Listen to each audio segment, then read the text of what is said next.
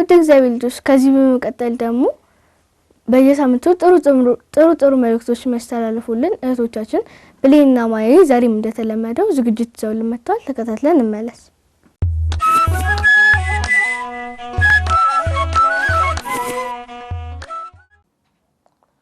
በስመ አብ ወወልድ ወመንፈስ ቅዱስ አሐዱ አምላክ አሜን። ሰላም ጤና ይስጥልን። በመላው ዓለም የምትገኙ ውድ እግዚአብሔር ልጆች እህቶቻችንና ወንድሞቻችን እንደምን ሰነበታችሁ? ደህና ናችሁ? እግዚአብሔር ይመስገን እንዳላችሁ ተስፋ እናደርጋለን። አሜን። የአምላካችን ያሉል እግዚአብሔር ስሙ ዛሬም ዘወትርም የተመሰገነ ይሁን። ውድ ዝግጅቶቻችን ተከታታዮች ዛሬ እጅግ በጣም የሚገርም ቆንጆና አስደናቂ ታሪክ ይዘንላችሁ መጥተናል። ብሌንዬ ዛሬ ስለነማን ታሪክ ልንነግራቸው እንዳሰብን ታውቂያለሽ?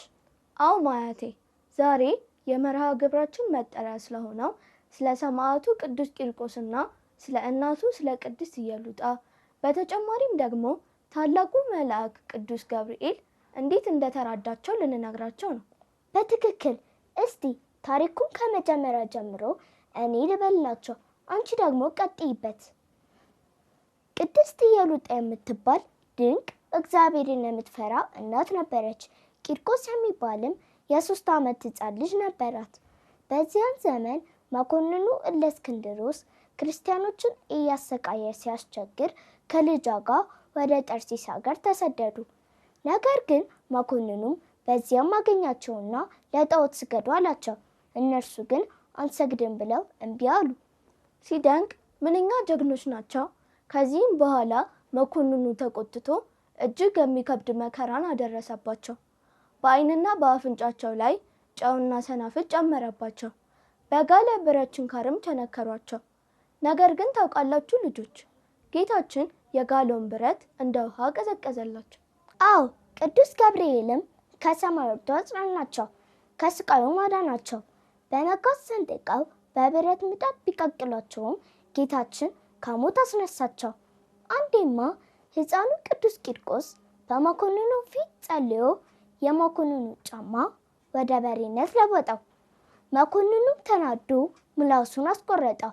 ነገር ግን ጌታችን ኢየሱስ ክርስቶስ ወዲያውኑ ምላሱን አድኖለታል። እጅግ የሚገርመው ደግሞ እናቱ ቅድስት ኢየሉጣ የፈለገውን ውሃ ስታይ ትንሽ ፈርታ ነበር።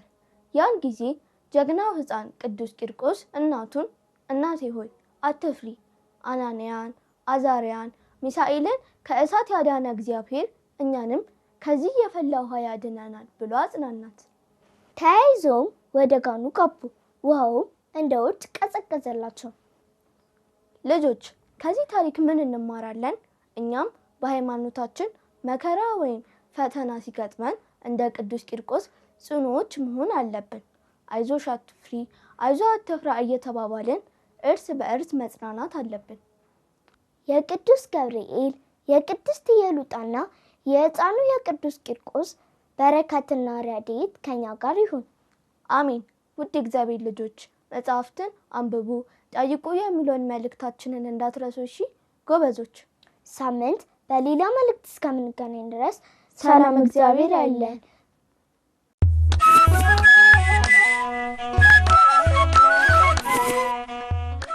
እሺ ልጆች ከመልእክቱ ተመልሰናል።